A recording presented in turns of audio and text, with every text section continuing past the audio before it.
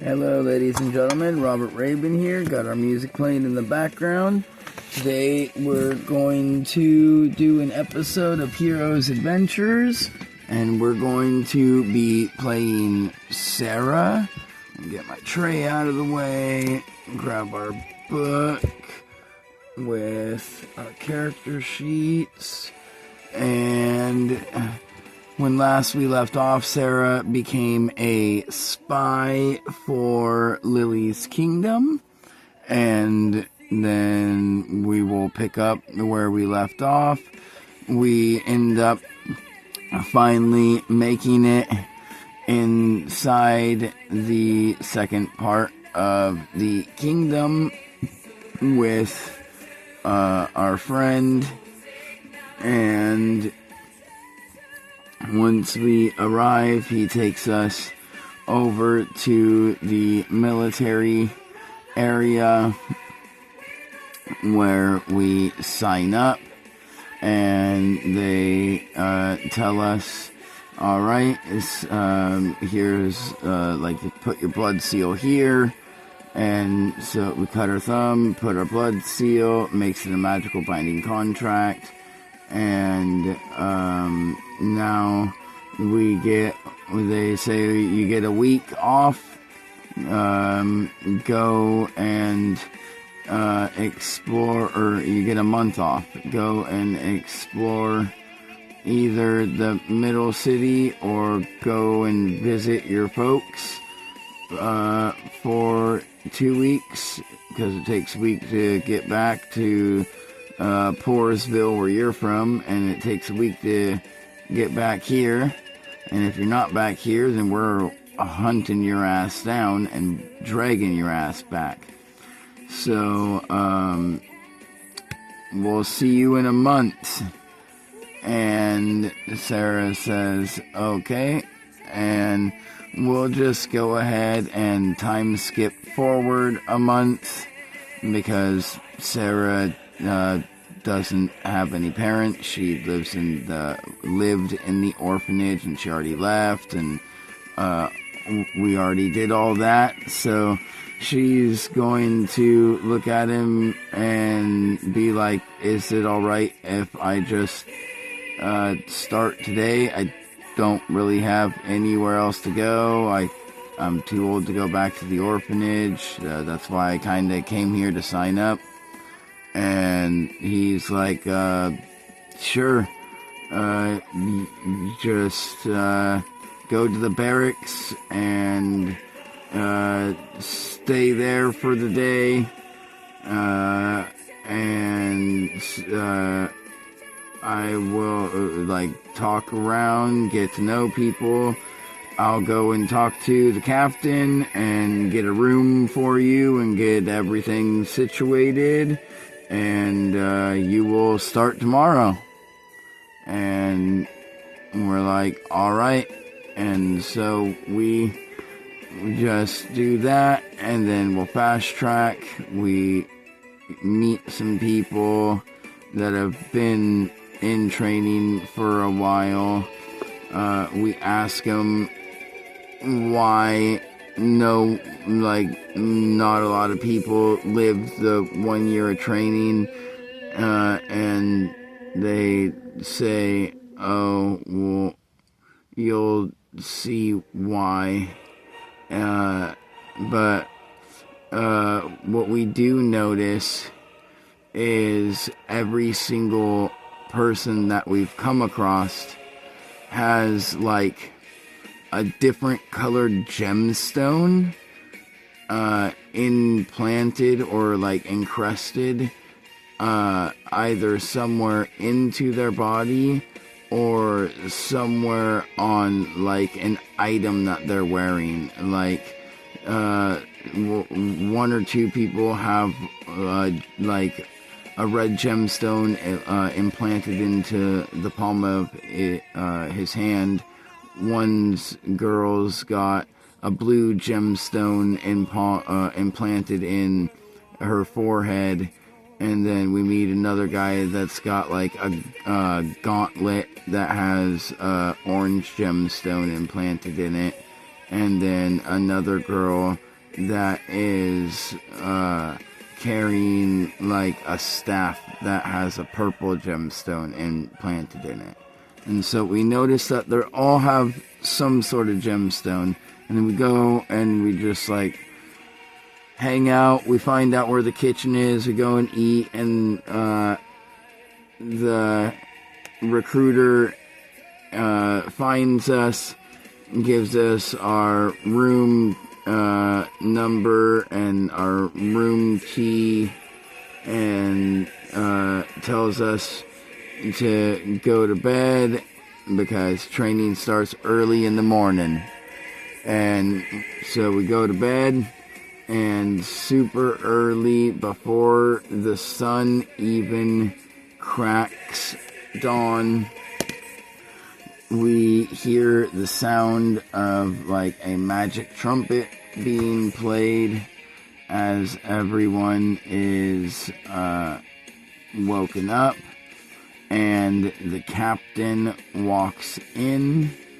As she walks in with her black and purple armor encrusted with 3 gemstones, one in the chest right in between her breasts, and that is black, one on her left shoulder, on the top of, or not on the top, on like the front of the shoulder pad, that is gray, and one on the right on the front of the shoulder pad that is green.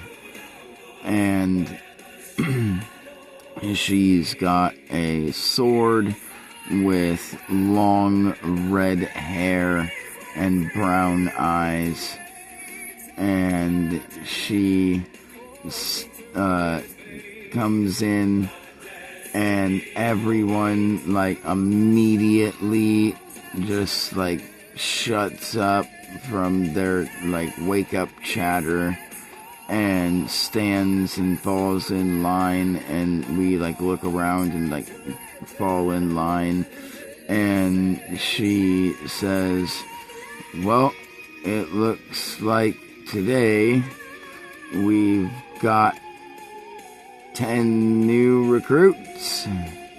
You know what that means? And in the background, everyone's yelling, fresh meat, or new allies, whichever the fates decide.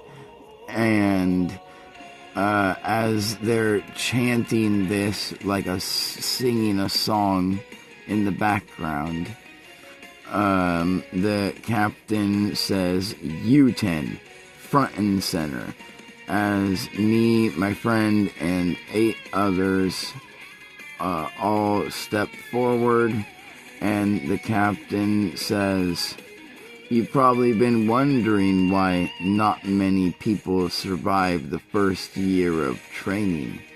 Well, it's because once per week, including on your first day, you will fight in the pits. And as she says this, we all like start to look at each other.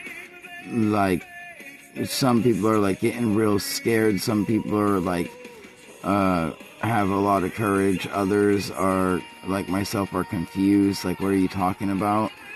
And she says, underground we have what the army likes to call its top training facility.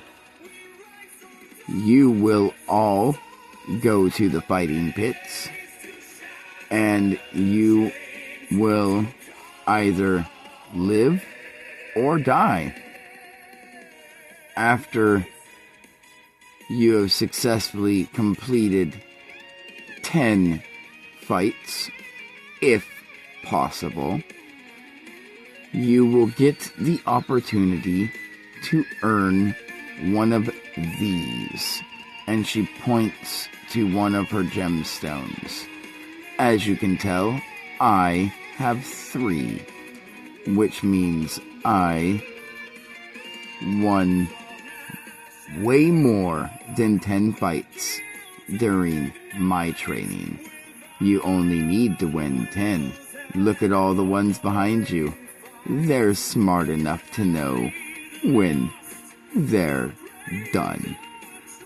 And as she says this, she pulls out her sword and draws a magic circle on the ground in front of her, and then slams her sword into the center, and herself and everyone else in the room is teleported to the underground pits. And everyone is teleported into the crowd area where the stands are, and we are going to get a new page, and we're going to actually draw this up. So we will do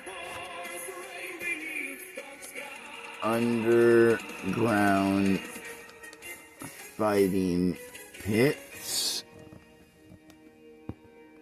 right there, and we'll say it's this whole area right here, and we'll say 1, 2, 3, 4, 5. Alright, let's say there's like a giant rock here that you can climb on. It's got like indentations, like stairs built into like both the sides. And then we'll say over here there is like an archway,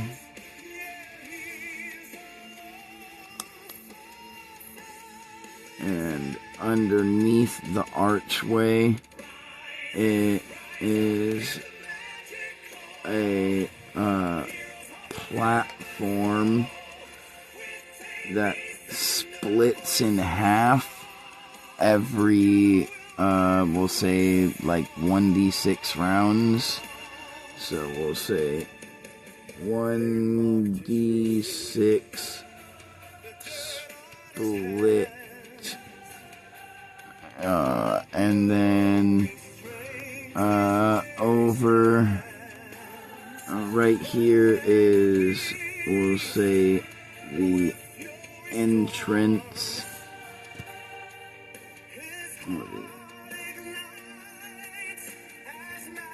E for entrance, and then all this areas are the stands, all the white spaces. We'll say there's like right here in the center is also like this. It's a platform that every 1d6 rounds it splits, and around it is water, like a moat of water. And then I will say, let's see, over here there's like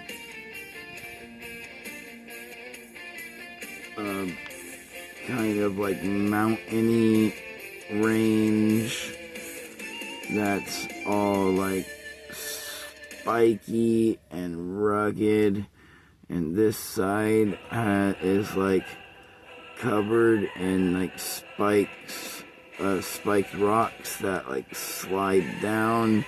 So put slide if like tampered with. And then this side we put ROPE for a rope to like climb up. And then over here there is like a swampy area with trees all over the place.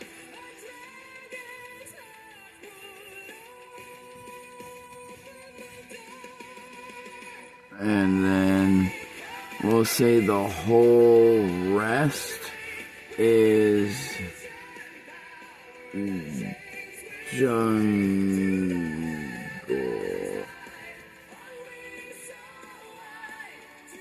For all the rest of it is a jungle. Well, actually, we'll say this half is jungle.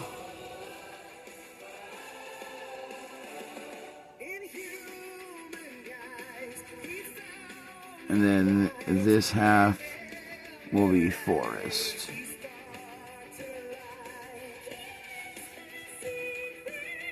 Alright. We could even actually split it up even more. We'll do jungle there.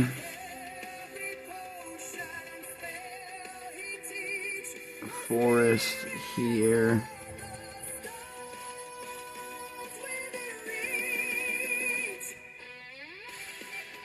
We'll do right here will be a small desert.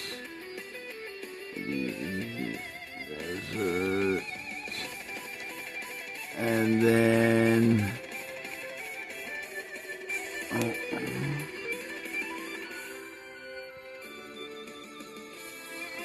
next to the swamp we'll have wasteland.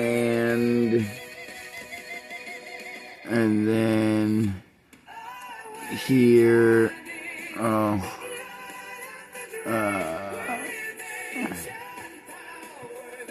here we'll have plain or valley. And here we'll have plains. Alright. So that is the massive arena that we'll say is probably the size of the entire capital city itself. It's like the whole underground city, but like a big man-made fighting arena that's split up into different sections and stuff like that. And let's go ahead and come up with some stuff that will happen each 1d6 rounds in all of these areas. So we'll say valley, 1d6, rain, desert, 1d6, sand, storm, forest, 1d6, tree, ball, planes, 1d6, fire, breakout,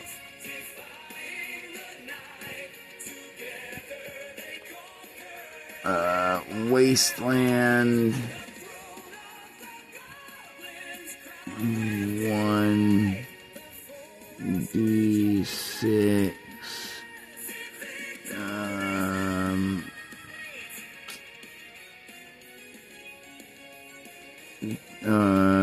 1d6 equals 1d4, and then we'll put D for damage. Alright, and then swamp, we'll do the same thing for swamp. And then the jungle will be 1d6.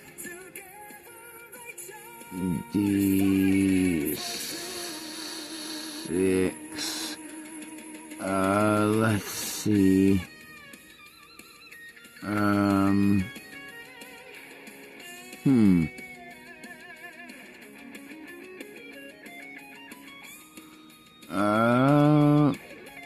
We'll do 1d6.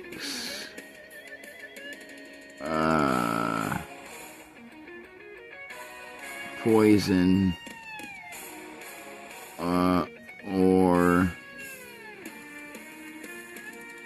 disease chance.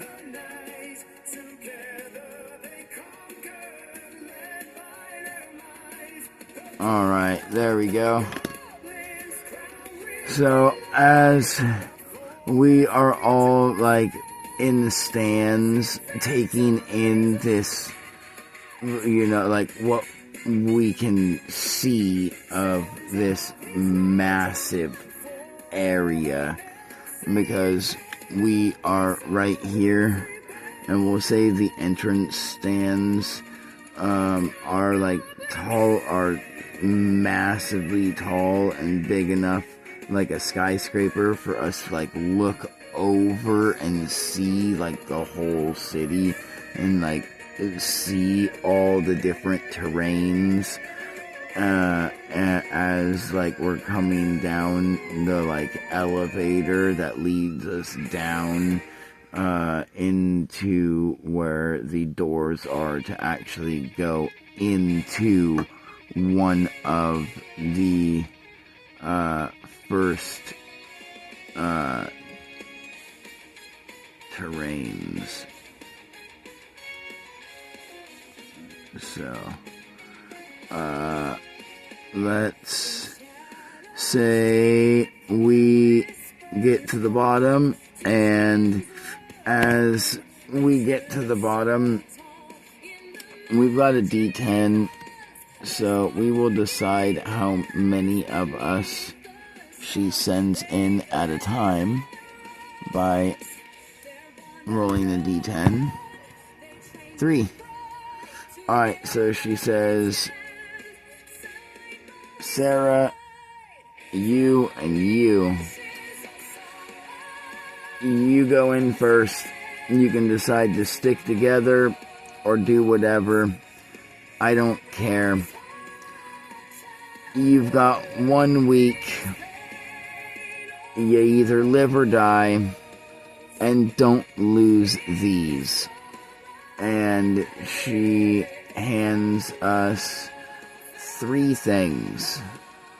A backpack that inside has 1 week's rations worth of food and water, and a dagger, and then as the second item, and so we've got the backpack with the week of food and water as our first, a dagger for our second item, and then our third item, she hands us this like magic crystal, and that is, we'll say, like an inch by an inch, and it is pink, and as we all grab it, it crushes in our hands, and we all like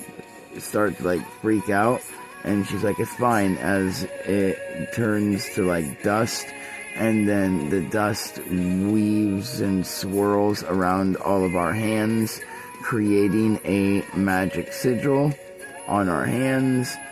And she says, once a week's up, whether you're alive or dead, that will teleport you here. Well, unless you lose that hand,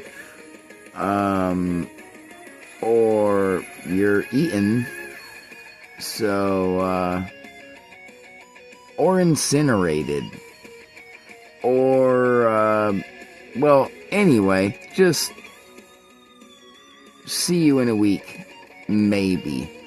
And she opens up the gates and lets us in.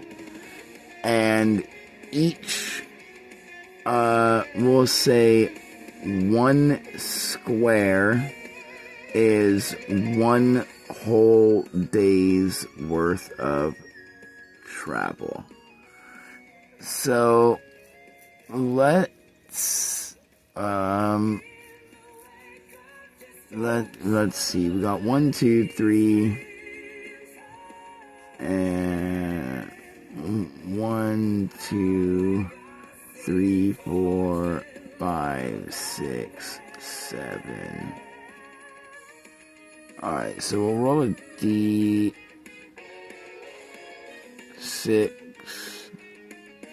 No. Let's double count this real quick. 1, 2, 3, 4, 5, 6. Yeah, 7. And then 8. We'll count that. So we'll roll a D8. And depending on which number we roll on, depends on where she sends us. Let's number these real quick. 1, 2, 3, 4, 5, 6, 7, and 8. Alright. Let's go ahead and roll this. Got a 7. So, she puts us in the wasteland. Alright, which makes sense because it's right there by the entrance. So, we start out and we'll get our first square, and then we will do our day checks as we are walking into this what first looks like to be luscious area begins to slowly become dead and rotten and full of bones and dust and bugs and rotten carcasses and just nothing but the smell of death and the stench of rot and fear in the air.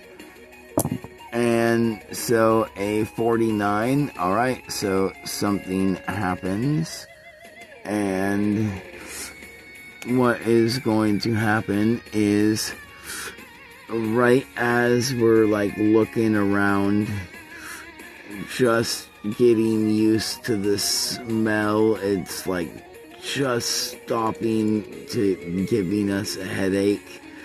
And like right as we like begin to like get used to everything, we see something slithering in the distance real quick like, and then it gets closer and closer, and as it gets right up on us, we notice that it's not slithering, it's in fact just running really fast.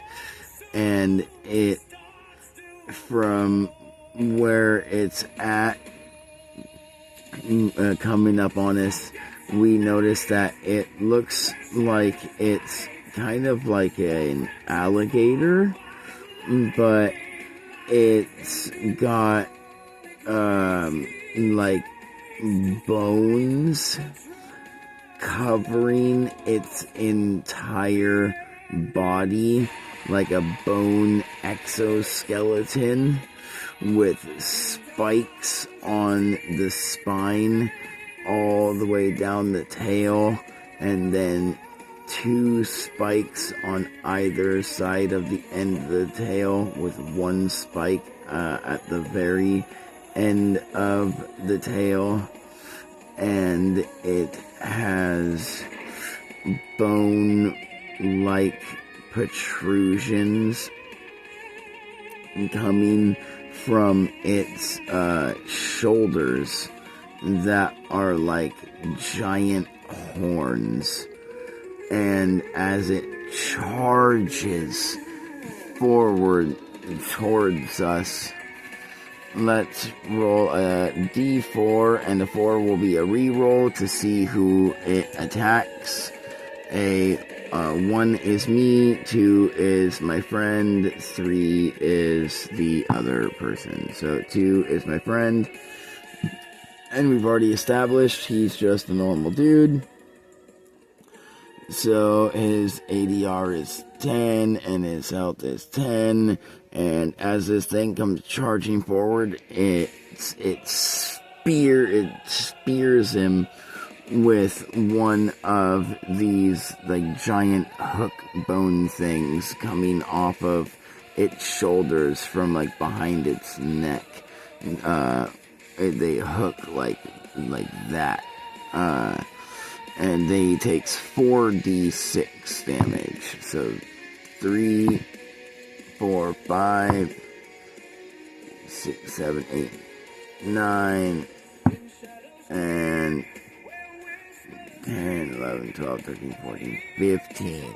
Alright, so as he is immediately speared through the, we'll say like right above the liver with this thing, he immediately starts coughing up blood all over it, as he's only got 5 health points, and that was just its first combat point.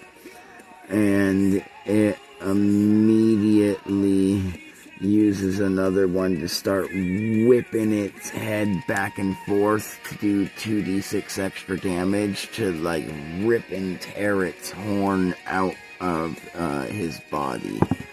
So 2, and so 4, and as it like pulls its horn like out of his body, like tearing him because it's hooked and slicing him sideways even more, he drops to the ground coughing up, like crying and screaming before blacking out at 1 health point, as the creature uses its last health point, or its last combat point, to bite him for 2d6, eating his head.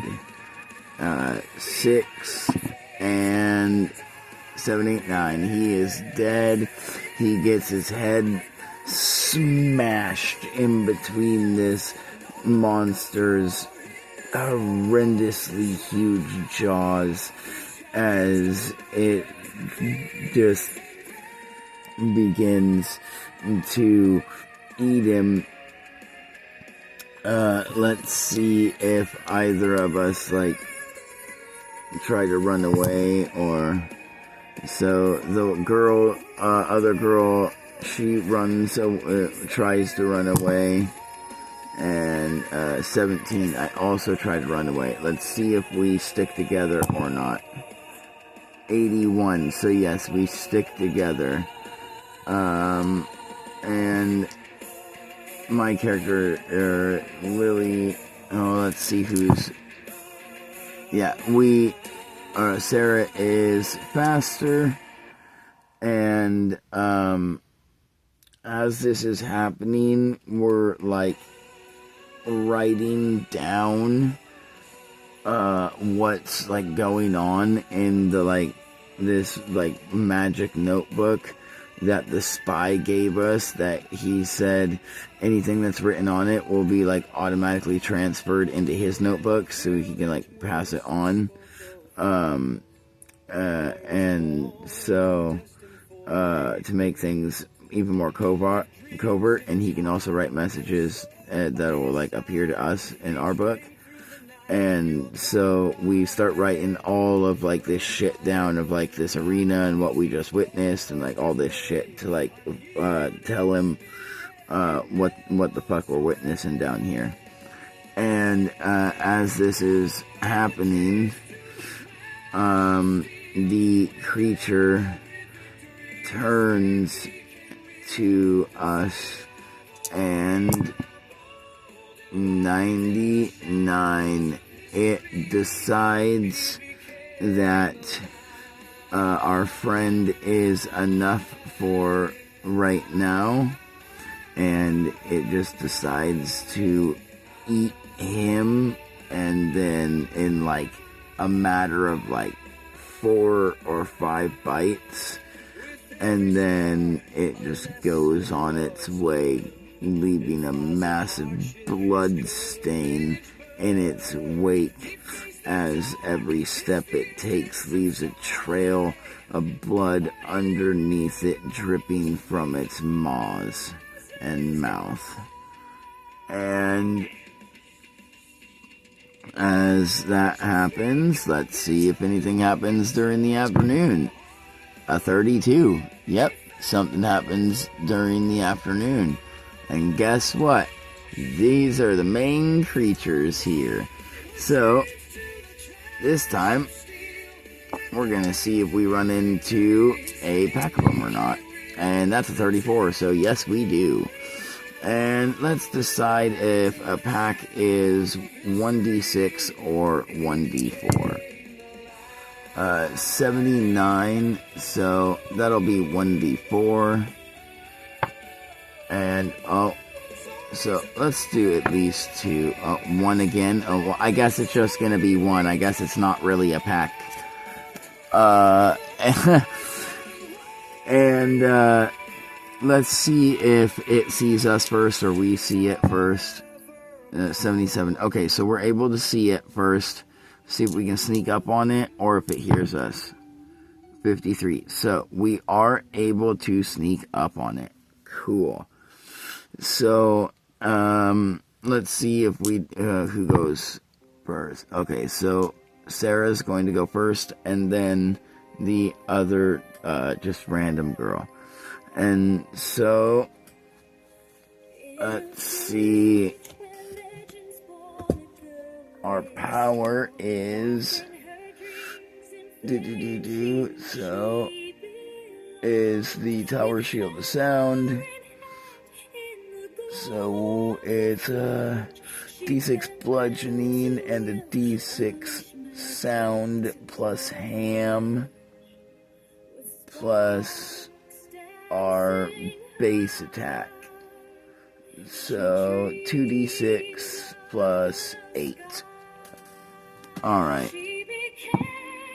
So 2 and 2. Okay, so plus 8, so 12. That reduces his armor from 30 down to 30 to 18.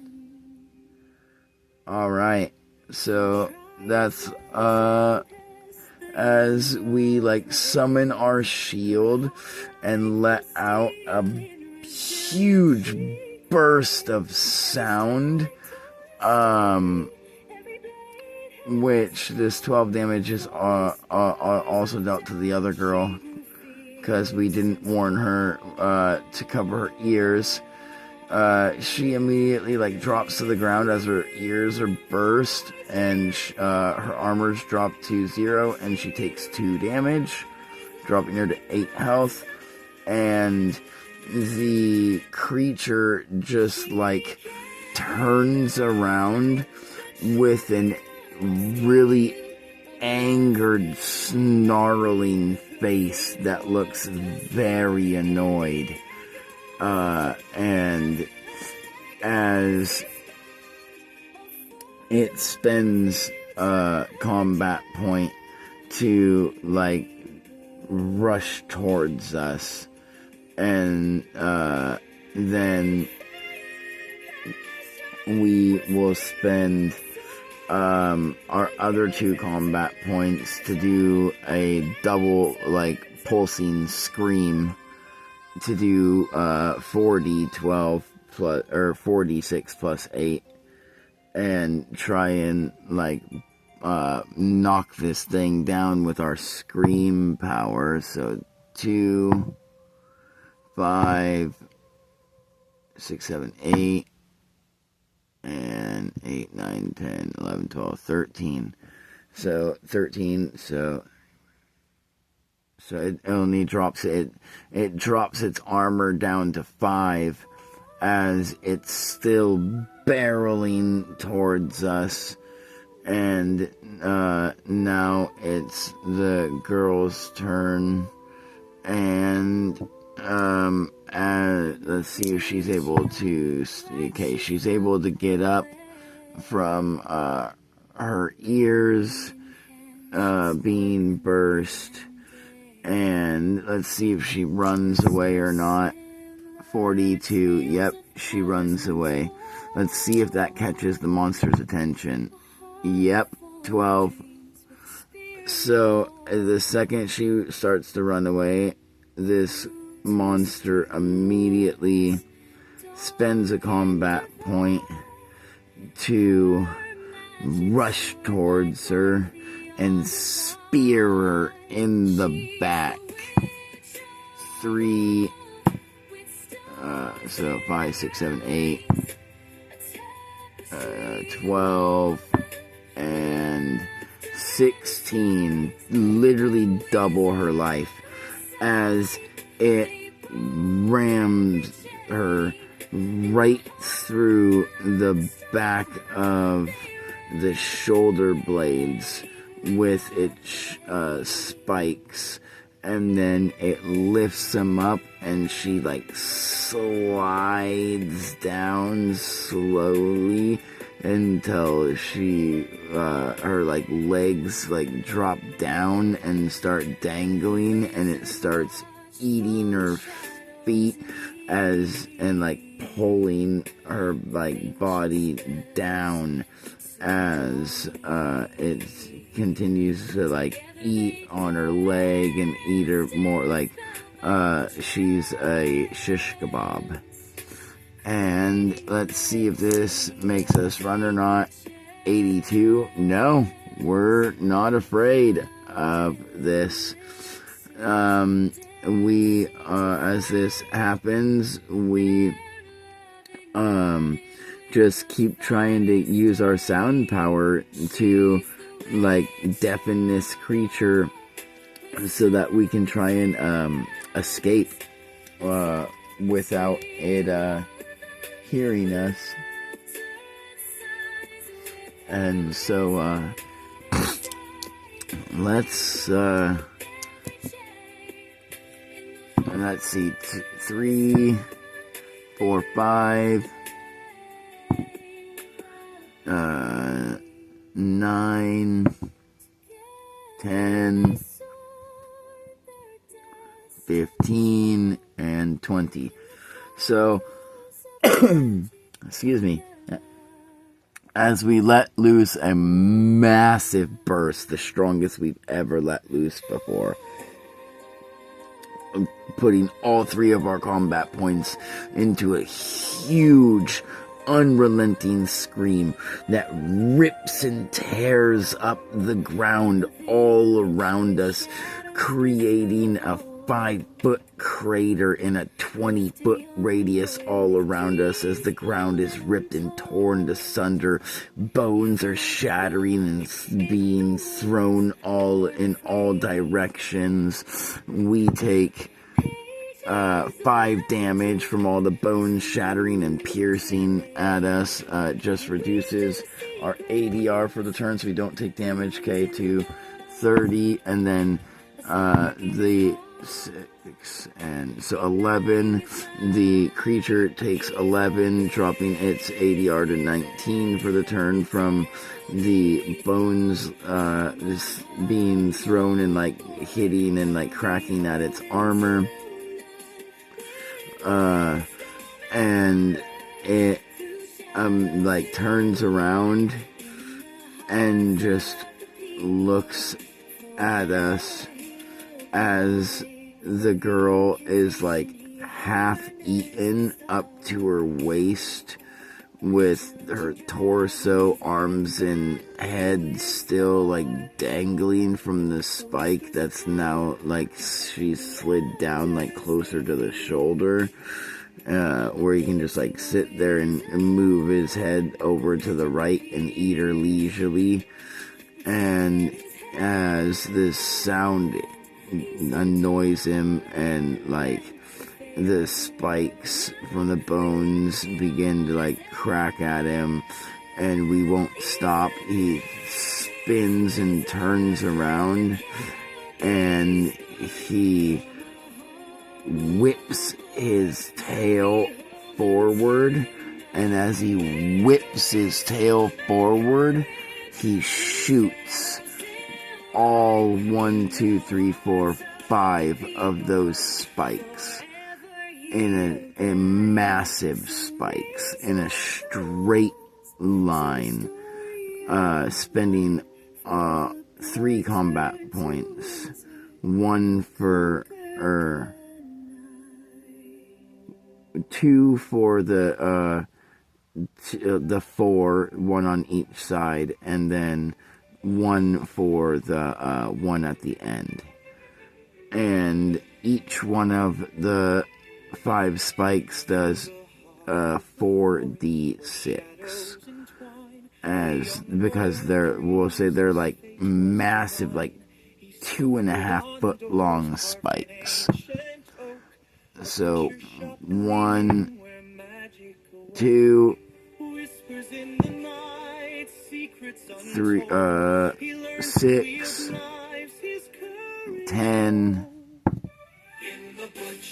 That's 2 spikes.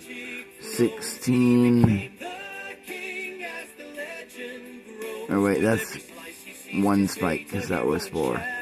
And then, so 10 for 1 spike. 5.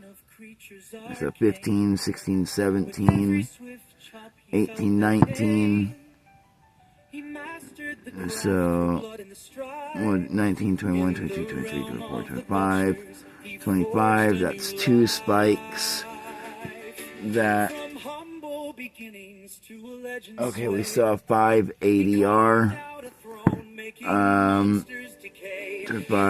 So that's 31, 32, 36, 40, and that's 3 spikes, 45, 50, 54, 55, that's 4 spikes, and last spike, 56, 57, 59, and 60.